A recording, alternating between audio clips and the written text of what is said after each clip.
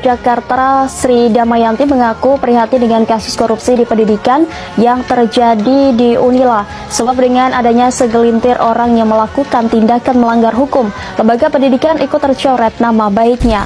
Assalamualaikum warahmatullahi wabarakatuh. Selamat pagi untuk dosen pengampu dan teman-teman sekalian. Kami dari kelompok 3 kali ini akan membawakan presentasi mengenai praktik suap dalam lingkungan pendidikan. Ancaman terhadap integritas mahasiswa. Sebelum masuk lebih jauh, mari kita pahami dulu apa itu suap. Secara umum, suap adalah bentuk korupsi yang melibatkan transaksi ilegal antara pemberi dan penerima untuk mendapatkan keuntungan yang tidak sah. Dalam konteks transaksi, suap dapat diartikan sebagai pemberian uang atau barang berharga kepada seorang pejabat dengan tujuan mendapatkan keuntungan atau perlakuan istimewa. Sementara itu, di sektor pendidikan, suap muncul dalam bentuk praktik pemberian uang untuk mendapatkan akses masuk kampus, nilai yang dimanipulasi, atau bahkan kelulusan yang sebenarnya tidak layak diterima. Suap memiliki beberapa karakteristik utama yang membedakannya dari transaksi biasa. Pertama, ada motif terselubung. Tujuan sebenarnya disembunyikan di balik dalih lain, misalnya ucapan terima kasih atau biaya administrasi. Kedua, ada pertukaran nilai. Selalu ada sesuatu yang diberikan untuk mendapatkan sesuatu yang lain, entah uang, barang, atau jasa. Ketiga, terjadinya penyalahgunaan wewenang. Pihak yang menerima suap menggunakan posisi atau jabatan untuk memberikan perlakuan istimewa yang seharusnya tidak diberikan. Dan keempat, suap pada dasarnya bersifat ilegal dan tidak etis karena melanggar hukum sekaligus mencederai nilai-nilai kejujuran. Lalu, mengapa praktik suap ini bisa terjadi di lingkungan perguruan tinggi? Ada 4 penyebab utama yang akan kita bahas satu persatu, yaitu lemahnya pengawasan, desakan ekonomi dan nilai, budaya permisif, serta minimnya pendidikan karakter. Mari kita bahas lebih dalam pada slide berikut. Penyebab suap yang pertama adalah lemahnya pengawasan. Di perguruan tinggi seringkali hanya bersifat formalitas di atas kertas, namun tumpul dalam pelaksanaan di lapangan. Ketika lembaga penjaminan mutu dan dewan pengawas tidak memiliki independensi penuh atau justru tunduk pada hierarki kekuasaan rektorat, maka fungsi kontrol pun otomatis lumpuh. Ruang tanpa transparansi inilah, misalnya pada jalur masuk, mandiri atau pengadaan barang yang menjadi lahan subur bagi korupsi. Penyebab kedua adalah tekanan ekonomi dan pergeseran nilai. Nilai akademik dan kecepatan lulus kini bergeser makna menjadi sekedar komoditas ekonomi untuk bertahan hidup. Di tengah persaingan dunia kerja yang ketat, mahasiswa dan orang tua tidak lagi memandang nilai tinggi atau kelulusan cepat sebagai simbol pencapaian ilmu, melainkan sebagai tiket investasi agar terhindar dari pengangguran dan kemiskinan di masa depan. Ketika ketakutan finansial ini berbentur dengan sulitnya standar akademik, muncul keputusan yang membuat sebagian orang menghalalkan segala cara, termasuk menyuap atau mengambil jalan pintas, meski harus mengorbankan integritasnya. Penyebab ketiga adalah budaya permisif. Budaya ini lahir dari sikap apatis massal dan ketakutan struktural. Di banyak kampus, praktik titip menitip atau pemberian gratifikasi berkodok hadiah ucapan terima kasih telah dinormalisasi seolah-olah menjadi bentuk kearifan lokal atau tradisi. Mahasiswa maupun dosen yang mengetahui adanya kecurangan sering memilih diam karena tidak adanya sistem perlindungan sanksi atau whistleblower yang aman serta rasa takut akan sanksi sosial atau bahkan drop out. Penyebab keempat adalah minimnya pendidikan karakter. Pendidikan karakter di perguruan tinggi seringkali gagal karena hanya diajarkan sebagai materi hafalan di ruang kelas, bukan dihidupkan dalam budaya institusi. Terjadi paradoks besar ketika sebuah kampus mengejar akreditasi unggul dan reputasi global, namun justru mengabaikan kejujuran akademik. Ketika para petinggi kampus memberi contoh pragmatisme politik dan nepotisme, mahasiswa pun belajar bahwa retorika moralitas ternyata dianggap kurang penting dibanding jaringan kekuasaan dan uang. Praktik suap di perguruan tinggi memiliki konsekuensi serius yang mengancam kredibilitas pendidikan tinggi dan masa depan mahasiswa. Yang pertama adalah erosi kualitas pendidikan. Masuknya mahasiswa yang sebenarnya tidak berkualitas akan merusak standar akademik secara keseluruhan. Yang kedua adalah ketidakadilan sosial. Praktik ini menyingkirkan calon mahasiswa berprestasi yang tidak mampu menyuap, sehingga kesempatan yang seharusnya adil menjadi timpang. Yang ketiga adalah sertifikasi yang diragukan. Nilai dan kelulusan yang diperoleh secara ilegal pada akhirnya menurunkan nilai dan kepercayaan terhadap ijazah itu sendiri. Dampak suap dalam pendidikan sebenarnya bersifat multidimensi. Dari sisi sosial psikologis, sistem yang korup menciptakan kesenjangan struktural dan menghancurkan rasa percaya diri mahasiswa karena kompetensi yang sebenarnya kalah oleh kekuatan uang. Dari sisi ekonomi moral, pendidikan yang bersifat transaksional menurunkan daya saing lulusan di dunia kerja dan memaksa mahasiswa menjadi pragmatis serta cenderung menghalalkan segala cara demi mencapai tujuan. Berikut beberapa bentuk kasus suap yang umum ditemukan di perguruan tinggi. Pertama, suap nilai dan skripsi.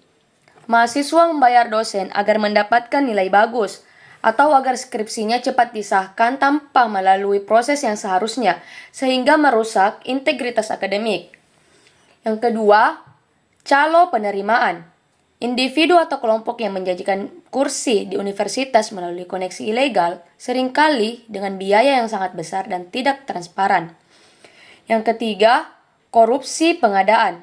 Penyalahgunaan wewenang dalam proses pembelian barang atau jasa untuk kampus seperti proyek pembangunan atau pengadaan peralatan demi keuntungan pribadi oknum tertentu. Yang keempat, dana penelitian fiktif. Penyalahgunaan dana penelitian melalui pembuatan laporan fiktif, markup anggaran, atau penggunaan dana untuk kepentingan pribadi, yang pada akhirnya menurunkan kualitas riset itu sendiri. Sebagai contoh nyata, mari kita lihat kasus Rektor Universitas Lampung, Unila, pada tahun 2022. Sebuah skandal suap penerimaan mahasiswa baru yang mengguncang dunia pendidikan tinggi Indonesia. Kronologinya dimulai pada 19 Agustus 2022, ketika Komisi Pemberantas Korupsi (KPK) melakukan operasi tangkap tangan atau OTT terhadap rektor dan sejumlah pejabat Universitas Lampung. Dari operasi tersebut, KPK menetapkan 4 orang tersangka, yaitu rektor beserta 3 individu lainnya, karena diduga menerima suap dalam proses penerimaan mahasiswa baru. Setiap mahasiswa yang diterima melalui jalur ilegal, ini dikenakan tarif suap bervariasi, antara 100 juta hingga 350 juta.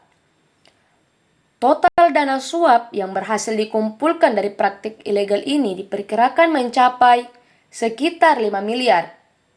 Kasus ini menjadi bukti nyata betapa seriusnya dampak suap ketika terjadi di institusi pendidikan yang seharusnya menjunjung tinggi integritas.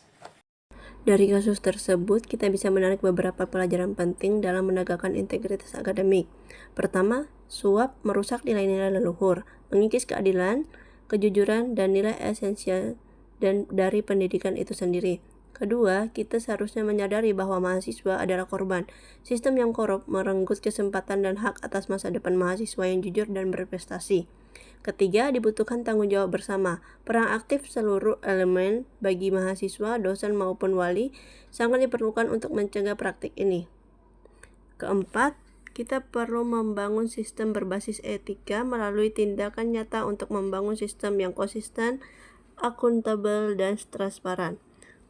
Pendidikan yang bermartabat hanya bisa dicapai jika integritas ditempatkan sebagai pondasi utama. Menghilangkan praktik suap bukan sekadar tugas individu, melainkan tanggung jawab kolektif untuk menyelamatkan mahasiswa dari kerugian struktural. Kita harus bergerak melampaui sekadar retorika moral dengan membangun sistem berbasis etika yang transparan dan akuntabel.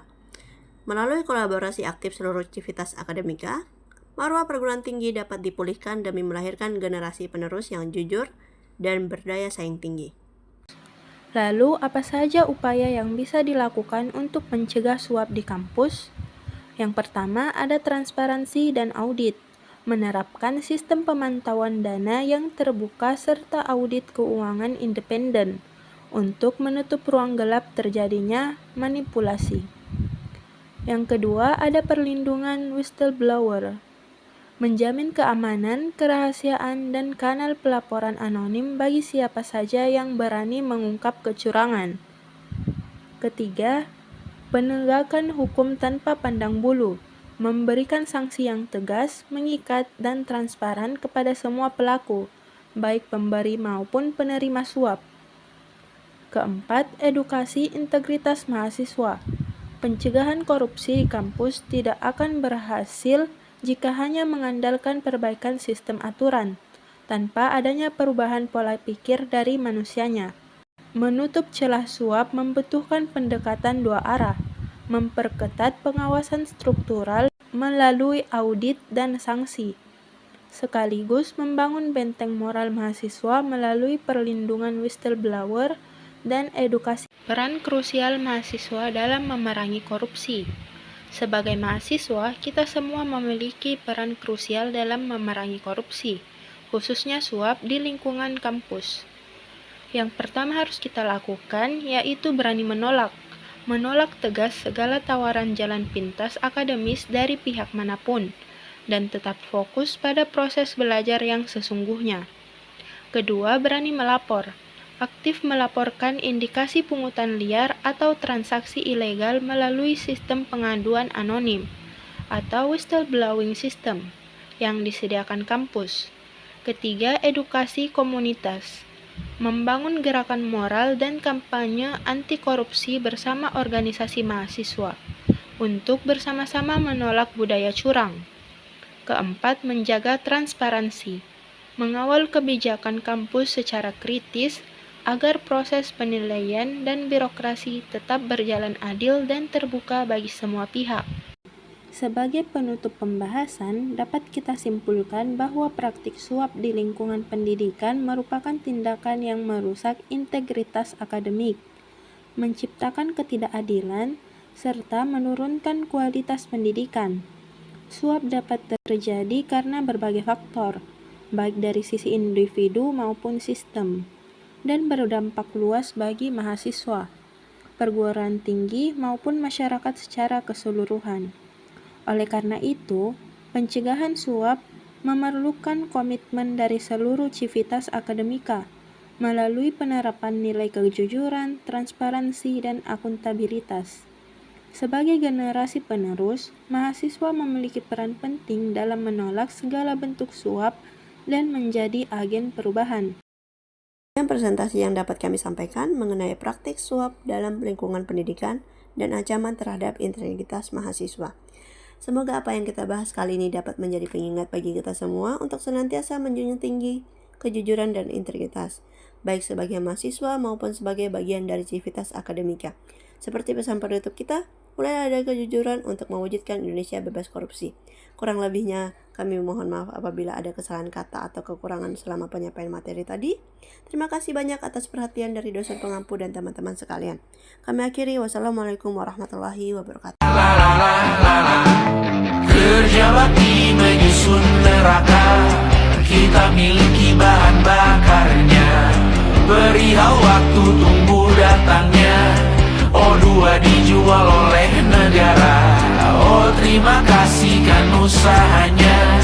Sedotan besi plastik cycle 3 pun pepohonan tak berkuasa lawan kebijakan yang bertamasya. Burung bersiul malam petaka, turun menatap dingin manusia.